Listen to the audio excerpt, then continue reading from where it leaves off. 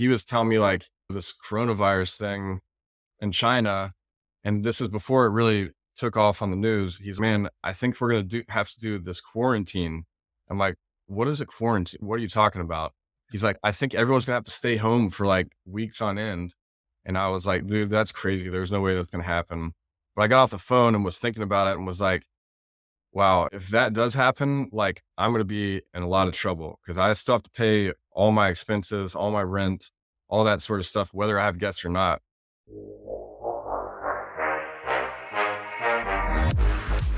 You're listening to Slick Talk, the hospitality podcast, a podcast for those who are in and around the hospitality industry who love, live, and breathe what they do. You can join us for candid and unscripted conversations with hospitality experts and founders as we go deeper into their personal stories while they're sharing their triumphs and trials that got them to where they are today. I'm your host, Will Slickers, and you're listening to an episode of Slick Talk, the hospitality podcast. Now, let's begin.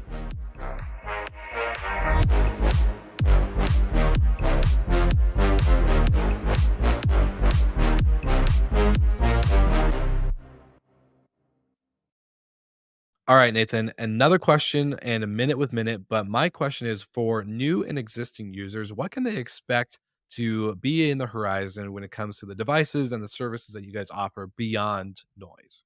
There are a couple of things in the pipeline now that are pretty exciting for me as an employee and a salesperson of Minute. We're always trying to add new features, as evidenced by some of the more recent ones like cigarette detection or outdoor monitoring. And we have a few either launching now or that will be launching soon. For instance, our call assist service will bring the ability to have a human caller actually help make a phone call and deal with a noise event at a property so that it's not just an automated message. We have a couple other exciting ones in the pipeline as well that I won't talk about just yet, but stay tuned. Well, you'll have to tune in to another minute with minute. So thank you so much, Nathan, and we're back to the episode. All right, everybody, welcome back to another episode of Slick Talk, the hospitality podcast. And of course, you know we have another great guest for you today. And this guest has been basically in line to be on the show since COVID. We haven't actually fully recorded and released an episode together, but we're finally here. So, Travers, how are you doing, my friend? It's so I'm good to see doing great. Yep. Thanks for having me on. I'm honored to be on here, Will. So, been a long time coming. you. Been a long time coming. And if you don't mind, I'm going to share some context for the listeners. You and I got to chat during COVID, or maybe at like the tail end of COVID. And we did a recording. I think we had Wi-Fi issues. We had a bunch of kind of chaos happening at that time. So we're like, you know what? Let's not release it. Let's just record at a future date and put it out once we both feel confident in the episode. So here we are, 2023, finally doing that. Yep. Not only are we doing the episode, but you and your business partner were Destinationaire winners at the 2022 Book Direct show. And it's been incredible to watch your journey and your story. You're now a father, a husband. You've gotten your business back up and you've grown and changed so many things since the last time we talked. So, without giving everything away in this 60-second spiel that I just gave, why don't you introduce us to kind of where everything starts for you? What's your story and where's everything begin? Yeah, we're definitely in a different place than last time we recorded. It was pretty wild during the pandemic. So, yeah, I mean, for me, I can kind of go back through the full story. I mean, it really started with the love of travel for me. So, when I was about 15, I went on my first trip abroad, and I can remember just sitting in a cafe and like looking around and seeing all these people and just thinking to myself, like, man, these people are speaking a totally different language. They have a different culture from what I'm used to. And I just thought it was fascinating. So that really just kind of planted the seed for me. I went to college at Georgia Southern University and graduated with a degree in finance. Got out of college and didn't really know what I was going to do. I was just kind of bartending. I moved back to Atlanta, was bartending, saving up a little bit of money so I could go travel. And at one point, just decided, hey, I'm going to take a trip. I was supposed to go to Thailand for 6 weeks. Left for that and didn't end up coming home for about 2 years. So spent the next 2 years traveling around Southeast Asia and Australia, then back to South Asia. And really just kind of had the mindset of anytime I have a decision to make, I have to choose the more adventurous one. So that led to some really wild experiences throughout that 2 years. For example, I was in Laos at one point and I had my plans to take a bus to this next city the next morning, but I ran into these 5 Australian guys, and we ended up staying out late, going to a bowling alley and doing a bunch of drinking, and we made a crazy decision there that we decided to burn my bus ticket. They actually took it from me and burned it. Was kind of funny. It was probably a $5 ticket, so it wasn't too big of a deal. Burned the bus ticket, and our plan was to buy a boat and go down the Mekong River. So we set a destination that was like 5 or 6 days away. The next morning, we woke up and spent the whole day prepping for this trip. A couple guys went out, found a boat to buy. We bought a boat from this guy that used it to basically transport people back and forth across the river. So it was nothing like fancy. I think it was like $100 a person that we threw in to buy this. And the Dang. deal was the guy that we're buying it from was supposed to be our guide on it to go down with us, and he would take a bus back home or whatever once we got there. So we get everything set up and prepped this trip. The next morning, we get up at 5:30, meet down by the river, and spend the next hour or two.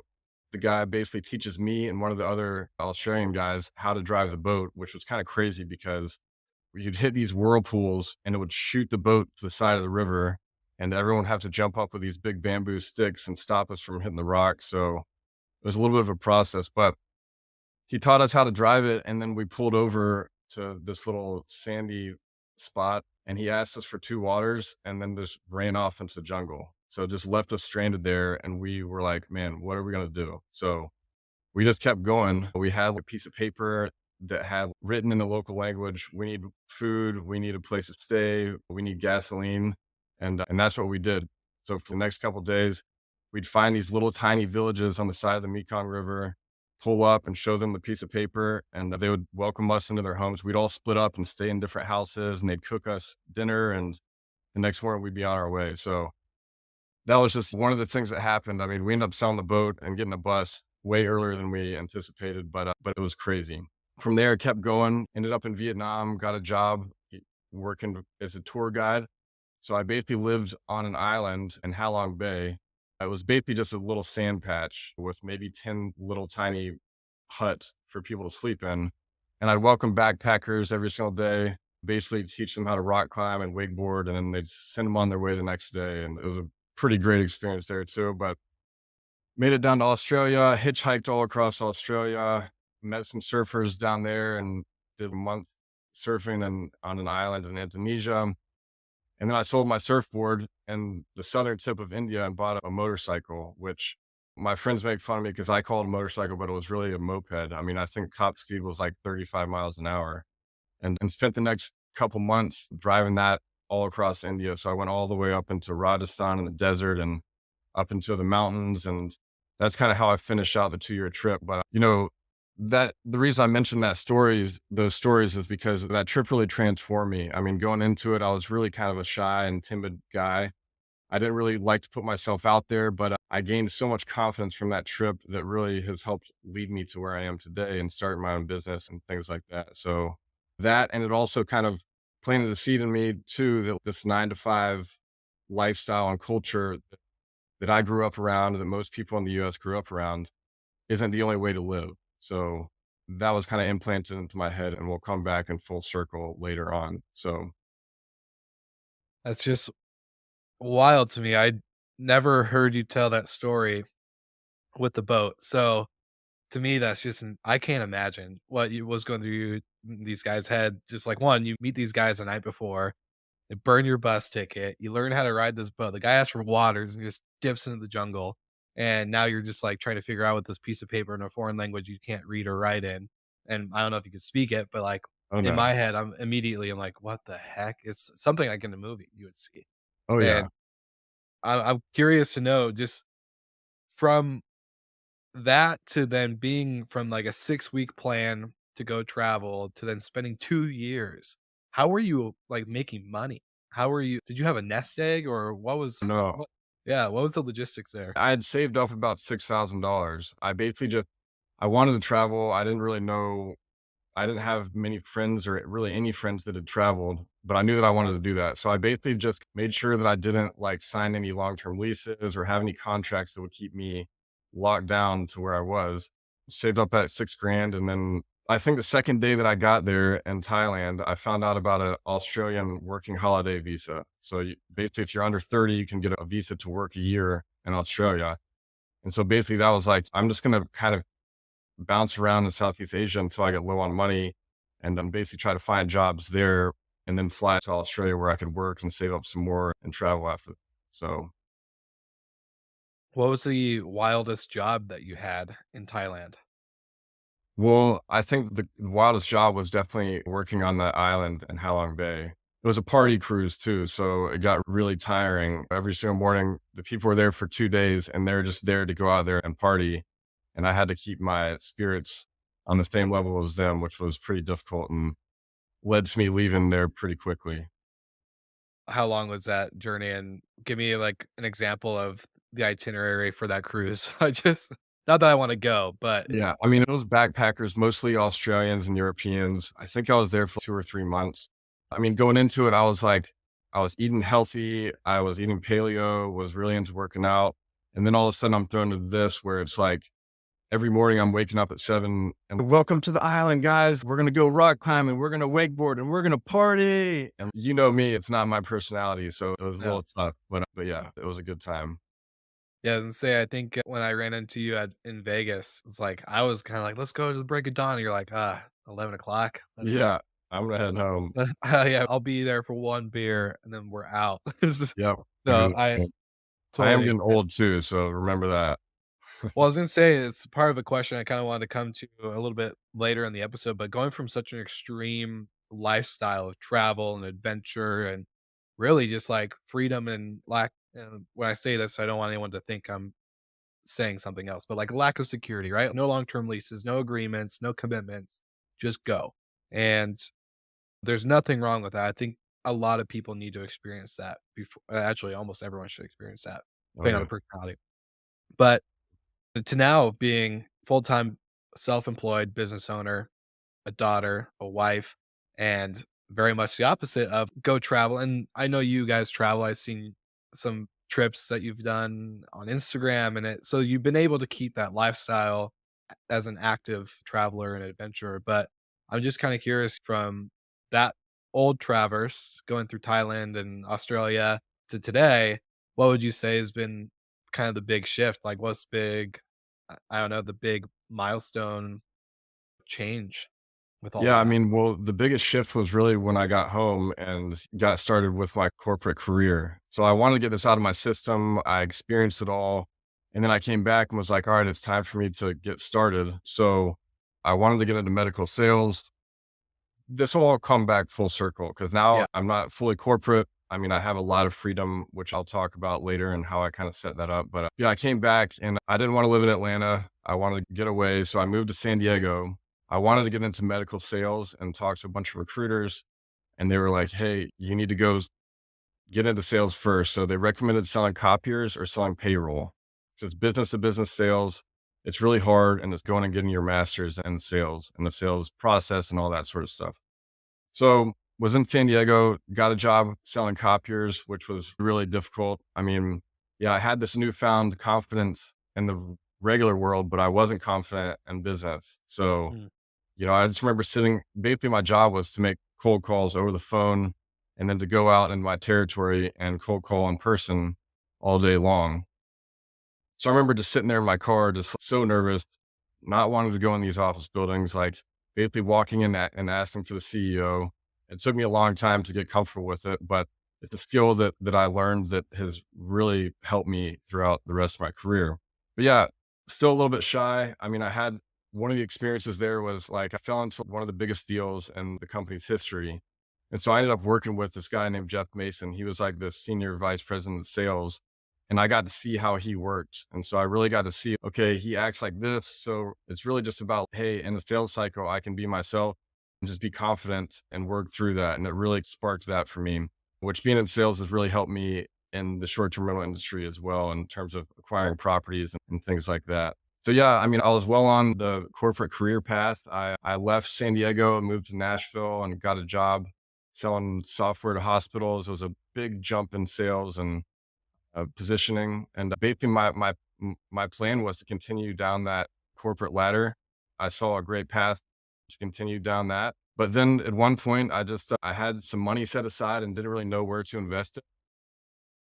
So I thought it'd be cool. This is back in like 2016, 2017. I was like, it'd be cool to buy an Airbnb, to buy a house and rent out on Airbnb. I didn't know anything about it, but I thought it'd be fun to buy some more real estate and rent it out on Airbnb. I didn't know the regulations and things like that were in place in Nashville, but I had a buddy that had a short-term rental business. So I asked him if I could buy him a beer to kind of tell me about it. And I walked in and immediately he was like, Travers, I don't buy a house to basically he explained to me rental arbitrage. He's like, see that apartment complex right there? Well, they're 80% occupied right now. So you can walk in there and tell them that you'll pay them for the 20% that they have unoccupied. They're getting money and they'll give you permission to do short-term rentals. So he explained to me all the steps of the process, the selling points, how to get things set up, how to manage it. And I went home the next morning. I woke up and was like, man, that stuff that he's doing is really cool. But in my mind, I'd already had my path set. Wasn't really thinking entrepreneurial anymore at that point. But then I started looking on Craigslist as before Zillow was really a big thing and looking on Craigslist for places for rent, started making a cold call list and was just like, you know what? I'm just going to go for it. I started making phone calls and got a lot of no's. I think I made probably 30 calls that day and got all no's, but one of them I got a maybe. And that's when I was like, man, this thing has legs. This is an opportunity. And I kind of went from there, picked up my first two properties a few weeks later. And yeah, so that's how I started the business. I had kind of forgotten about the freedom in the life that we were talking about until my birthday, which was like a couple months later. I went down to Mexico. And anytime I had gone out of the country when I was working in the corporate world, I'd get reminded like, oh, wait, there's a different way to live. And I was just sitting there thinking about it and was like, you know what? I got those two places. I had another couple in the pipeline. And I was like running the numbers and was like, man, even with these four places, I think I can cover my living expenses. And then the wheels kept turning in my head and was like, you know what? I committed that day that I was going to leave my job, continue to build the business. So I gave myself 8 months to build the business. And then I was moving to Bali. So that's what I ended up doing and haven't looked back ever since. Dude, I love your story. And I'm curious, a little unrelated to short-term rentals and the business stuff before we get into that. But you keep talking about pre-corporate job, like a lack of confidence and just everything, a little shy, quiet. Is there anything in particular that was caused like that lack of confidence for you? Or were you just a normal, quiet guy that just that's how you were, just naturally a quiet, shy person? Or was there a piece like of your story that really affected that confidence piece? Yeah, I think it was really just who I was. I didn't like to put myself out there. I didn't like to talk a lot unless like I had good things to input. So I was kind of like the guy that would sit back and let my friends do the talking and I would chime in if needed or when I felt like it was a good time to add value. But yeah, I mean, it was really the trip that kind of set that off. I was like, look, if I can travel around by myself, then I can do anything. So yeah, that's where the change happened. So are you comfortable doing a podcast now after all Yeah, that? I mean, I still get a little bit of jitters, but it all comes with practice. Yeah, for sure. Well, I'm always just curious on early days and going into starting this business. And I loved in your guest form for the episode today, I saw a piece in there where you said you don't have to prescribe to the normal 9 to 5. And I love that you used the word in particularly prescribe. And I think, what you've experienced with travel from Thailand to then corporate job to now like, all right, I'm going to build this business. I'm going to go live in Bali. Kind of walk me through this next phase of this journey for you because obviously you've gone out and built this business with intent. Start with arbitrage. The business has obviously scaled. You have your own properties, some pretty incredible properties, which I know we'll jump into. But talk to me about maybe the word prescribing to 9 to 5. What does that look like for you in this journey? And why use that word particularly like prescribe? Yeah, I mean, I guess I'll give an example where something happened that really clicked with me. I mean, I was working in sales before. Anytime I wasn't doing like revenue driving tasks, I wasn't really doing my job. So at one point, after I'd started my business, it was still pretty new. I got like a co-working space and I remember sitting like I was just sitting there like with my head down thinking, for 2 hours, like thinking of creative ways to find properties, thinking of creative ways to stage properties, etc. And it was really useful. I mean, I was able to sit there by myself and have these deep thoughts and really access creativity. And I remember just sitting there and being like, man, a year ago, there's no way that I would have been able to do this and not feel super guilty. Right. So just giving yourself the freedom to like pursue whatever you want, whether that be growing your business, whether it be spending time with your family. When I was trying to work up the courage to leave my corporate job, I listened to the audio tape or the audible of 4 Hour Work Week a couple times to get me pumped up and give me confidence, etc., to make the step. But yeah, I mean, if you go into it with the intentions of being able to work on your business and not in your business, then it opens up a whole world of freedom that normally you can't have with a corporate job, especially a high stress one like a sales job. So Sure. So I guess for the listeners going through this 8 months of building your business to go to Bali, walk us through from then to today. What has the business transformed to be? Like, obviously, like we mentioned, you have your own properties and again, very well designed theme properties and all this other stuff. So kind of show me, what does that look like? And I know you've learned tons of lessons on the way, especially with COVID. So walk us through the last 3 years, basically. yeah, so I mean, I set that 8 month goal for myself. During that time, I just continued to find rental arbitrage properties. Back then, what that was probably 2018. It was a lot easier to find them. People didn't know how profitable short-term rentals were, landlords, etc. So it was easy to negotiate with them and allow them to let you do it. I think I probably had around maybe 12 properties by the time that I left for Bali. And that was another important thing that happened is for me going to Bali, I basically had to set up my business to run without me because I was in the opposite time zone. It was like a 12-hour difference or something like that. So that's something that like I basically was forced to set up to make that happen, which has continued on. So where basically I have employees and have processes in place where the normal operations part of the business is run without my input for the most part. And I get to focus on growing the business, finding properties and getting them set up, et cetera. Yeah. So I probably had 13 or so properties when I went to Bali. I came back after a while just to continue growing the business. And so I started expanding a little bit more from just rental arbitrage.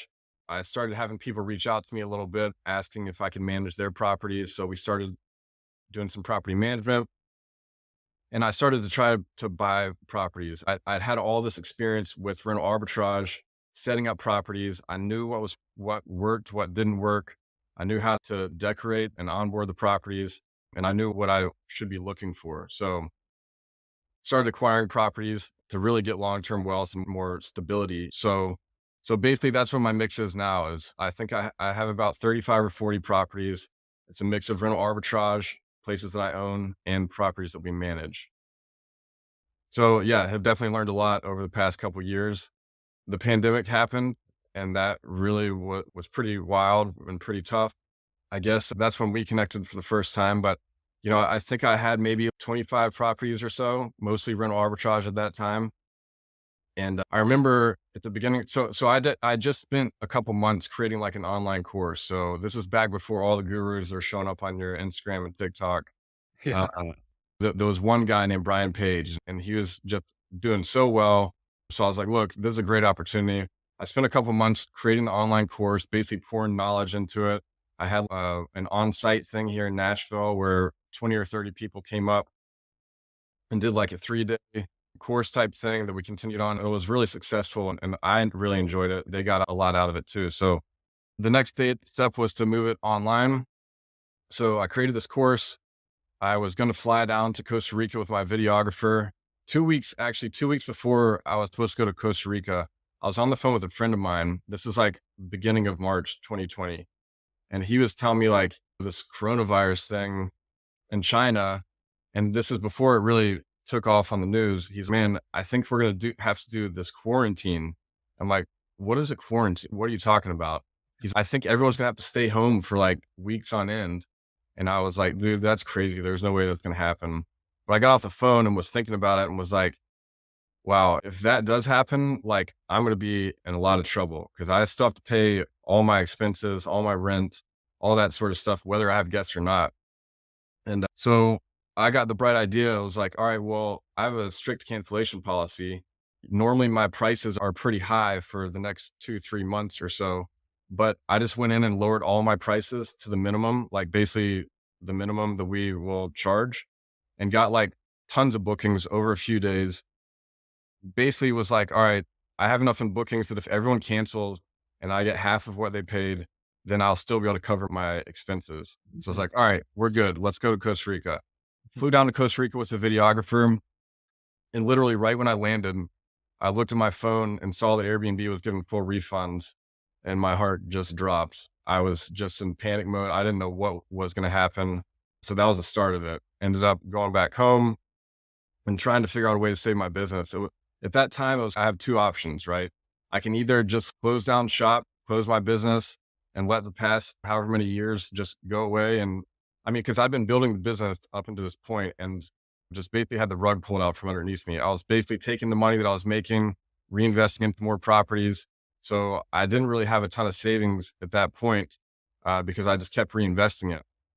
My mindset was like, if the market starts to change or whatever, I'll see my numbers dropping and I'll be able to just not renew my lease when the time comes up. I never expected it to be like an immediate type thing like it ended up being.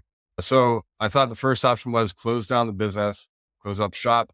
The other option would be let's just continue to try to rent to whoever comes into town, and maybe I'll just drain my savings. I don't know how long it'll take. Maybe it'll take 2 months, maybe it'll take 3 months, but we didn't know how long this was going to last at that point.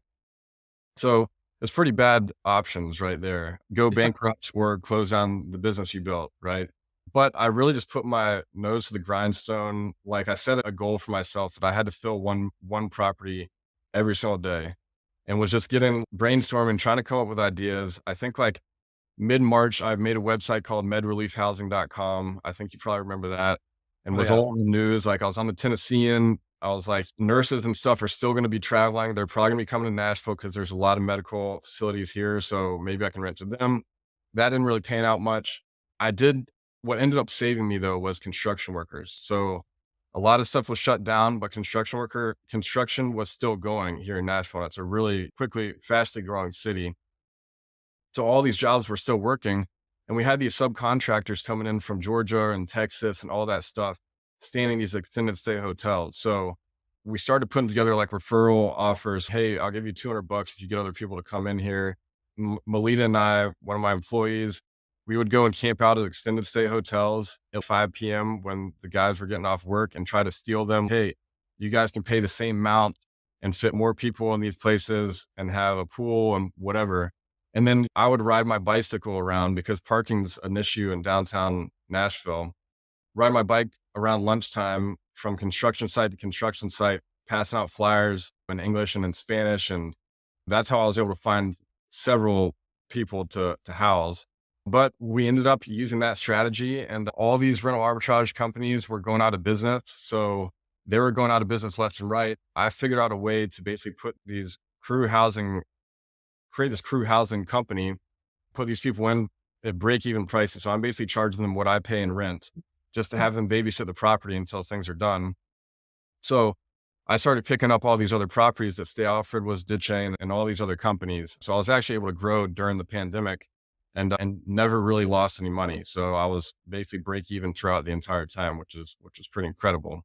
Then after that, booking started to pick up a little bit, and we were started transition back to short-term rentals. We went in and started doing really outside of the box type designs, doing a lot of selfie walls. This is years ago. They're a lot more common now, but selfie walls, doing all this stuff. And so that we're prepared for basically the boom that we had over the past couple of years. So that was a lot of fun going from not making any money to like, wow, we can keep raising the prices more and more, and there's not enough supply to handle the demand to where we are now. So I think now I have, like I said, the properties I own, I have my portfolio.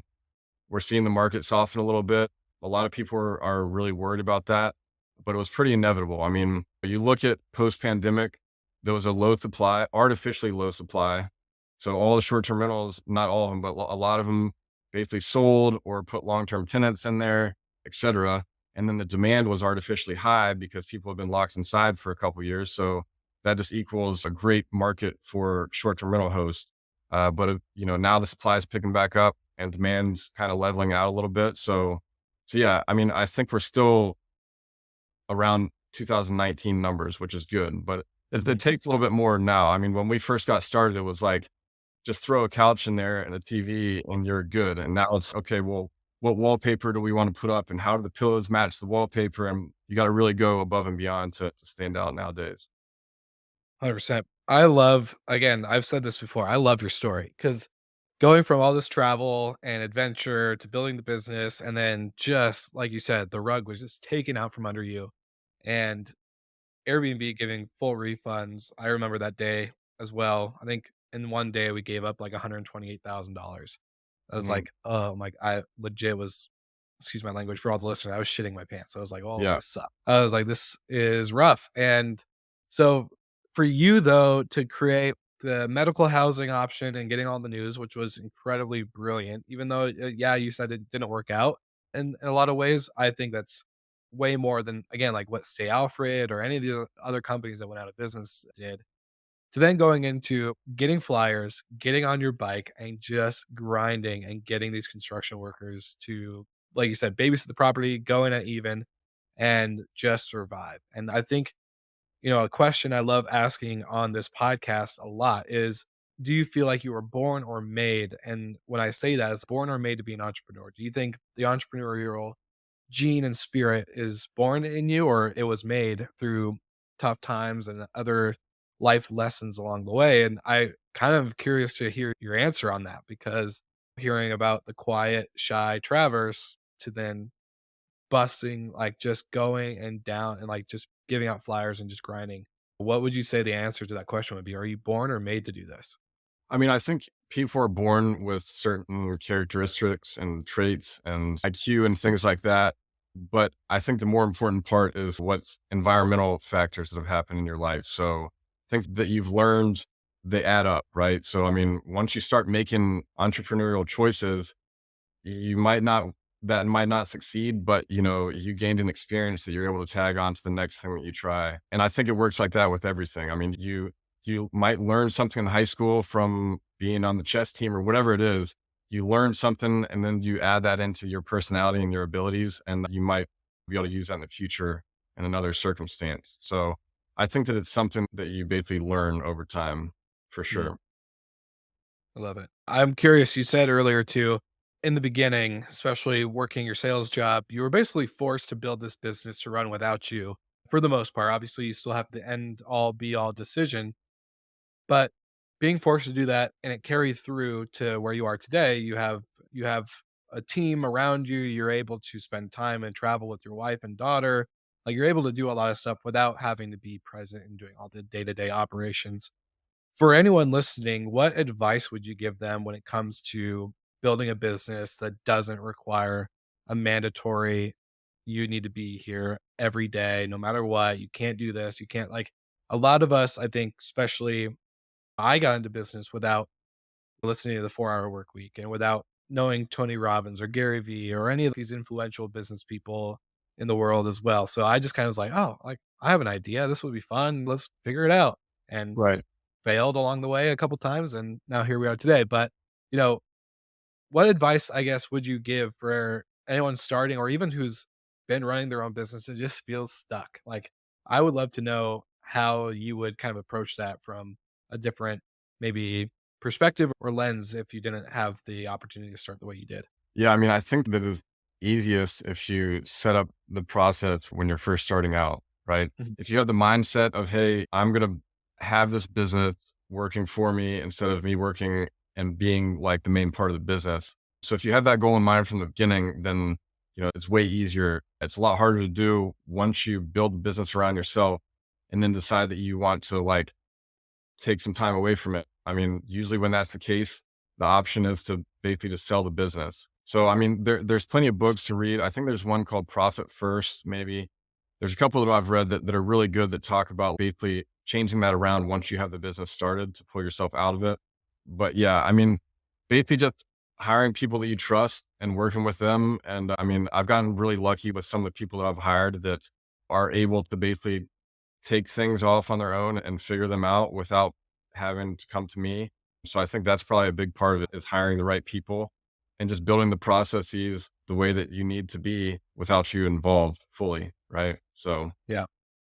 Yeah, struggled with that a lot because a lot of my processes are in my head. It's just, "Oh, I yeah, just know it. I remember the conversation. I remember how to do this. I remember to do that, blah, blah, blah." Would you say you're more I'm trying to word this right. You're more of an integrator. You are a kind of a CEO type operator where you just you know you need to get this documented, so you just do it out the gate, or do you think you're a little bit more of the freedom, creative side, and you had to learn that kind of, "Hey, I need to document this before oh things." yeah. No, I'm not good at that. I wish that I was way better. I wish that I was a CEO, but I'm not good at the management operation side of things. I'm at heart a salesperson, right? So what brings me happiness and fulfillment is like going out and finding once it's found, the excitement's gone for me. I just want to go find something else and Mhm. continue down that track. So no, I'm definitely not a CEO type. I think that at the size that I am, it's easy. It's not, it's, you're able to basically get away with not having documents for every single sort of procedure. If I wanted to scale up to 200 or 300 properties, then I'd certainly need to be better at that. But I'm sticking around where I am because I'm not great at it. So basically my goal is to like improve, like increase the quality of my properties over the quantity, right? So I'd rather have 10 houses that I own fully in cash that are high performing than having 500 that I manage, right? Yeah. So Yeah, 100%. And that was gonna lead into a question. You have a mix of arbitrage and management and ownership. I'm curious, obviously, having a good mix is always the best approach rather than being just arbitrage or just co-hosting or just whatever. Do you have a preferred? Do you like arbitrage more than you like ownership? Do you like ownership more than you like co-hosting? Vice versa? What's your kind of preferred approach when it comes to the properties that you have? definitely owning the property. I mean, there's so many benefits that come with owning property. I mean, it's to build long-term wealth, the best way to do it is through real estate, right? Mhm, So I basically view the rental arbitrage part of my business. I mean, that's what gave me the freedom. That's what allowed me to leave my corporate job and to be able to build this portfolio and have the freedom to travel or have the freedom to like, spend time buying and building other properties or whatever it is. So the rental arbitrage piece is great for cash flow. I mean, you can get in with a with first month's rent and deposit and then whatever the furniture costs, and you can recoup your money in a couple months. But it can go away really quickly. I mean, the landlord could decide they want to do it themselves or whatever, or just kick you out. And so you can basically build up a huge business. I mean, you could be making $1 million a year and then COVID happens and you don't have anything because if you continue to invest back into these rental arbitrage places, you don't have the cash. So mhm, if they all go away from something like the pandemic, then you're stuck with nothing, right? mhm, So ownership is the best for me. Management is good. I mean, they all kind of go hand in hand. So it's, hey, we're already managing our own properties in house.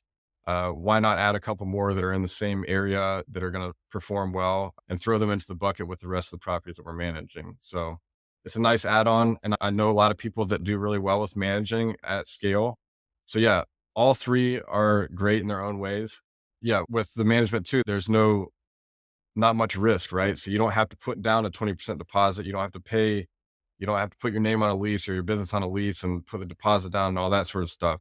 So they're all great in their own way, but they all have some downfalls or some are a little, owning is harder, right? You need a lot more capital. It's a little bit more risky in my opinion too, but it's definitely the best way to get long-term wealth and freedom yeah. too. Well, earlier too, you said with Airbnb giving away 100% of the refunds rather than doing like that 50% that they originally had, depending on the policy you put in place. What does your company look like now when it comes to distribution of income from travelers? Are you on multiple channels now? Do you have a big push towards book direct? Kind of, do you have government or contracts? Like, what's your other source? Are you still reliant on Airbnb? I'm curious. Not that there's anything wrong with Airbnb, but for a lot of listeners, we have a lot of people that are obviously you were at the Book Direct show. So very like we advocate heavily for that, obviously. Yeah, yeah, I know. It's funny because I remember years ago when Clubhouse came out, I think you and I were talking, you were talking about direct booking, and I was like, man, I don't really see the benefit in it. I Mhm, mean, the way that I viewed it back then was like, it takes a lot of work to get direct bookings and more work than I think 8% Airbnb fee or whatever. So that was my mindset back then. It's like, Mhm. I don't want to work for years and constantly be working, get direct bookings just to make a tiny bit more. But that my attitude's changed a little bit since the pandemic. And now we're on Airbnb, VRBO, and direct booking. We're looking at maybe getting on some other platforms, but we're really pushing the direct bookings nowadays. We're working with a lot of influencers and partnering with some other companies here in Nashville. Most of our properties are like super bachelorette themed, pink, crazy wallpaper on the ceilings, like themed properties. So we'll get influencers in there and give them discount codes. And that's what's really driven our direct booking business. It's not like we're doing 50% direct bookings, but there's a couple of properties that we have that are probably getting around 30-40% of the bookings are direct bookings. I love that. I love that. And you're not wrong. Like book direct is still really hard. Hmm. It's 100%, especially for when you look at, oh, 8% more. Do I really want that? But I think the part where especially talking about wealth and building a sellable business and other stuff like that, having the ability to say there's a lifelong value in this customer that does book direct, they do save us money. That time, that 8% compounded over 5, 10 years was really valuable. It's really valuable for a For lot of sure. businesses and whatnot. So I love that you're really spreading through outside just Airbnb, especially after all that. Yeah. Sounds like this. No, and on top of that too, another thing to your point, with the markets, most markets getting more saturated nowadays. Here in Nashville, you're one short-term rental or one Airbnb out of 8,000 on their website, right? Or more. So basically having a brand for yourself and getting direct bookings takes that away. So instead of you being one out of 8,000, you can hit a certain niche and you're one out of a small handful. So it separates you from the rest. Definitely.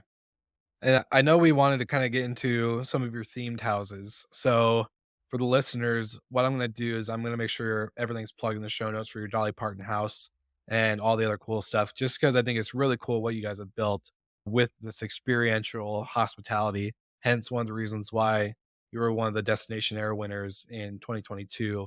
And I just love the story, the way you've built it, the approach, the mix, like the lessons learned along the way. You have so much to share. So we definitely need to come back. But as we can kind of wrap up this episode, I told you this before. We have every guest before leave a question for the next guest without telling them who they are. So if you're ready, I have your question prepared for you. All right, Uh, let's hear it. all right. So it's from Jesse Vasquez. And Jesse left the question for you, Travers. What is the one defining moment that changed everything for you? And it can even be a negative one where people would look at it as a negative moment, but really in your eyes and your story, it was the most impactful. Yeah, I don't know. I mean, there was a moment in my corporate career that really was a big one for me. Basically, like my first month in this business and in this new company, I was the youngest sales guy, about 20 years, like the first young person that they had hired in a long time, I think. And I basically got put on the spot. Like after a month of being with the company, I had to go and do a presentation in front of the entire sales force. And at first I said no, but then I talked to my dad and he was like, look, Travis, this is a huge opportunity for you. So secretly, it was like during the presentation or during the conference, they basically did a fake roulette thing and came on my name. So, but I actually knew like a couple weeks beforehand that I was going to do it. So I spent anytime I had a free chance, I would practice, practice, and practice. And I went up there in front of everyone and just crushed it. It was all about the preparation. And I went up there feeling confident and comfortable. I was listening to pump up videos on YouTube in the bathroom before I went out and went out there. Like people went crazy afterwards. Like I was getting emails from my CEO and people like that at this big company. Dang. So it was really cool. But yeah, I mean, it just really taught me like how important preparation is. And if you prepare for certain situations, then you can really blow them out of the water. So, I mean, I'd say that was a pretty impactful part for me. One of my favorite mottos is victory loves preparation. So I Yep. think that's a great one to share. And now to have you pass the baton off to the next guest, what's something you want to know without knowing who they are, their story, their journey? What's the question you would want to hear on the podcast that I could ask them? I guess it's really the $1,000,000 question. I guess most of the people are in hospitality or the short term rental industry. But I guess the question would be, what do you think the future is for the industry, and how do you plan to stand out, I guess? What are you going to do to stand out and continue to be successful in the industry? I love it. I love it. Well, if you had one link, which we're not going to do, we're going to make sure everything's in the show notes for the listeners to check out all your properties and more about you. But if you had one place to send people to get in contact with you, to reach out, to connect, what would that destination be? Would it be email, website, etc.? Yeah, I think just my email would be best. It's travers@staycomo.com. Perfect. All right, Travers. Well, I know we didn't get to cover into a lot more, so look out, listeners, for a part two. We're definitely going to need to do that. But I just want to say thanks for taking the time, and not just the time to record today, but the 2 years of time basically it's taken Waiting. us to get to this point. But Travis, I love your story. I think you have so much value in what you are able to share with the industry, with people around you. So just really appreciate you coming on the show today and talking about a little bit of what has gotten you to where you are today and kind of building the business that is allowing you to have the freedom, not only for yourself, but for your family. So it's really incredible to see what you've done. Well, thanks, Will, and thanks for getting me back on here. I enjoyed it. Of course. Well, me too. And for all of the listeners, make sure you like and subscribe. Check out everything for Travers and Stay Como in the show notes because you don't want to miss the properties, the business, and the brand that he's building over there. So give them some love. And of course, like always, we'll see you guys again next week.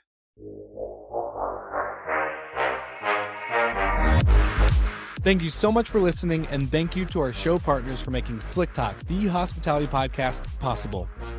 We hope you enjoyed the show, and we would love to connect with you outside of the podcast. So you can follow us on all of our social media channels for daily hospitality content, or find us on slicktalkthepodcast.com. And don't forget to rate, review, and subscribe so you never miss an episode. I'm your host, Will Slickers, and we will see you guys all again next week.